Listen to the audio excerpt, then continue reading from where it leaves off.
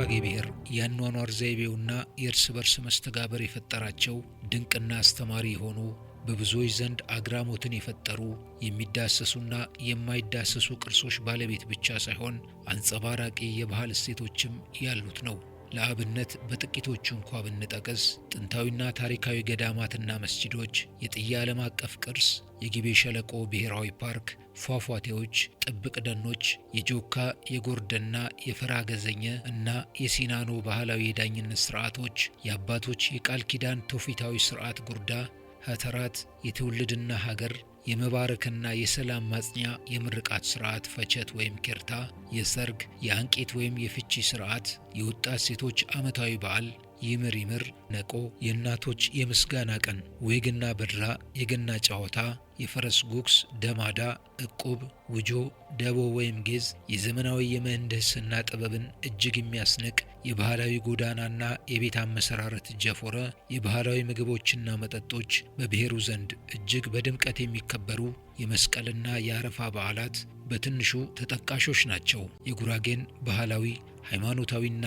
የቱሪዝም ሀብቶች በዚህ ዶክመንተሪ በቀላሉ ተዘርዝሮ የሚያልቁ አይደሉም። ይሁንና ከባህሩ በማንኪያው ጨልፈን በዚህ ዘጋቢ ፊልም እናስቃኛችኋለን።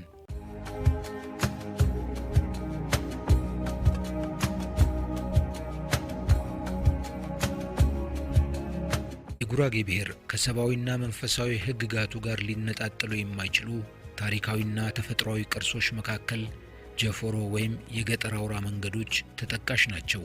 ጀፎሮ የጥንት አባቶች የሀገር በቀል እውቀት ርቀት የሚታይበት፣ የፈጠራ ክህሎትና የጥበብ አሻራ የሚነበብበት፣ ዓለም በምህንድስና ጥበብ ዳዴ በሚራመድበት በዛ ሩቅ ወቅት የቀደመ ባህል ገላጭ፣ ሐዘንና ደስታን አድማቂ፣ በዚያ ዘመን ይህ ጥበብ እንዴት ተገለጠ የሚል ጥያቄን አስነስቶ አእምሮን የሚሞግት ጥበብ ታትሞ የሚገኝበት የአይን ማረፊያ ነው። ጀፎሮ የጎንዮሽ ስፋቱ ከ80 እስከ 150 ሜትር ሲሆን በተለይም ከምስራቅ ወደ ምዕራብ አሊያም ከደቡብ ወደ ሰሜን የሚዘረጉ ወይም የተቀየሱ ጀፎሮዎች ወንዝ አሊያም ገደል ካልሰበራቸው በቀር ያለማቋረጥ የሚቀጥሉ ናቸው።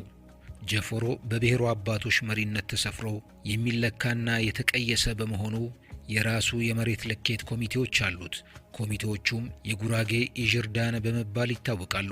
እነኚህ አባቶች በስፍር 7 ክንድ የሆነና ቅርፊቱ የተላጠ ቀጥ ያለ ዘንግ በማዘጋጀት ከጎሳ መሪዎች ጋር ሆነው በመስፈር ይህን የመሰለ አሻራ ጥለውልን አልፈዋል። ሲመሰረት እኛ በነሱ እድሜ ሆነን ይሄን አስበዋል ብሎ መተንበይ ብዙ መመራመር ይጠይቃል። ሲጀምሩት አንደኛውና ትልቁ ነገር በዘመኑ በነበሩት የንግድ አይነቶች በጣም ሰፊ እንቅስቃሴ ያደርጉ ነበር። በሚንቀሳቀሱበት ወቅት ይሄን ጀፎረ ታሳቢ ያደረገ ዋናውን ሐሳብ መውጫ መግቢያ መሄጃ መመለሻ ታሳቢ ያደረገ እይታ ነው። ጀፎረ ይሄን ያህል ጅር ወይም ዘንግ አንዱ ዘንግ 3 ሜትር ከሩብ ነው። በዘንግ ለክተን 6 ዘንግ ወይም 12 ዘንግ እንዴት እንለካው?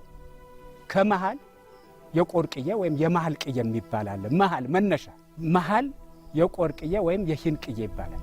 ከዚህ ተነስተው ወደ ደቡብ ወይም ወደ ሰሜን ወደ ምስራቅ ወይ ወደ ምዕራብ ይለካሉ። 3 ሜትር ተኩል ተለካ ማለት ተወሰነ። ማንም ሰው ከዛ ተለክቶ ከተሰጠው ቦታ አንድ ስንዝር ማለፍ አይችልም።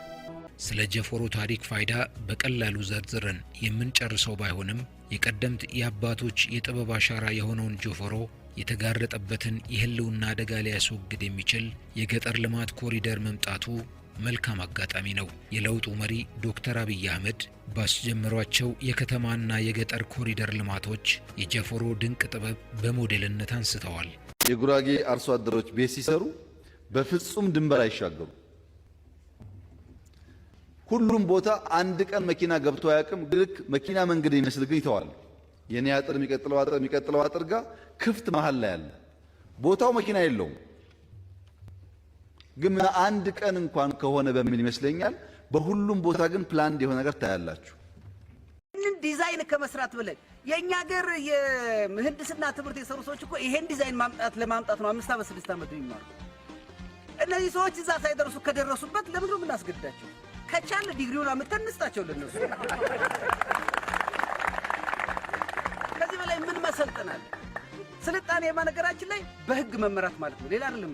ስልጣኔ ማለት አንዴ በወጣ ህግ የህግ አስከባሪውን ሳታይ ህጉን ባህልህ አድርገህ መመራት እሱ ነው እኮ ስልጣኔ፣ ሌላ ምንም ነገር የለውም። የስልጣኔ ህግ አወጡ ባህላዊ ዳኞቹ፣ ያን ህግ ባህል አደረጉት። በዛ ባህል ህዝቡ ተመራ። ከዚህ በላይ ስልጣኔ ምን አለ? ስልጣኔ እኮ ነው በቃ፣ ሌላ ምንም ትርጉም የለውም ስልጣኔ ማለት። አንድ ሰው ይሄንን አክብሮ ይሄን ያህል ረጅም አንዳንድ ቦታ እስከ 7-8 ኪሎ ሜትር ነው ገጥሞኛል። በጣም በተከታታይ ምንም ሳይቋረጥ መንገድ ላይ ገደል ካልገጠመው ወይ ወንዝ ያው መንደር የሚከፍል ወንዝ ካልገጠመው በስተቀር እሱንም ተከትሎ ይሄድና ረጅም ቦታ ይሄዳል። ይሄንን አክብሮ ቅድም እንደተባለው 150 ዓመት ነው አሉ ይሄው አለ። ይሄን ያህል ጊዜ ሳይቆርጥ ይሄድን ከቆየ እኮ ስልጡን ማህበረሰብ ማለት ነው። ሌላ ምንም እኮ እኛ እኮ ወደዚህ ለመሄድ ነው እየተማርን ያለው፣ እዚህ ለመድረስ ነው ልጆቻችን እያስተማርን ያለው።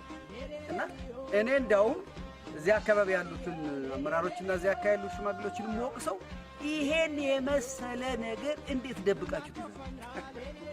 ይሄን የመሰለ ነገር ዛሬ እኮ በሰሜን በደቡብ በምዕራብ በምስራቅ ያሉ የገጠር ኮሪደርን የሚያስቡ ሰዎች መጀመሪያ ማየት ያለባቸው ይሄ መጀመሪያ ማየት ያለ ይቻላል ወይ? አዎ ይሄው። ማህበረሰቡ ያውቃል ወይ? አዎ ይሄው። ለዚህ የሚሆን ህግ አለ ወይ? አዎ እዚህ አለ። ለዚህ የሚሆን ባህል አለ ወይ? ይሄው አለ። ይሄ ነገር የኢትዮጵያ ሐሳብ ነው ወይ? አዎ ይሄው። ከዚህ በላይ የት ሊጎበኝ የሚችል ቦታ? እና እኔ ለሚዲያዎችም በየገጠሩ ለኮሪደር ለመስራት ለምትሞክሩ ስራ ኃላፊዎችና ባለሙያዎች ይሄን እዩ። እዚህ ቦታ ጀምሩ።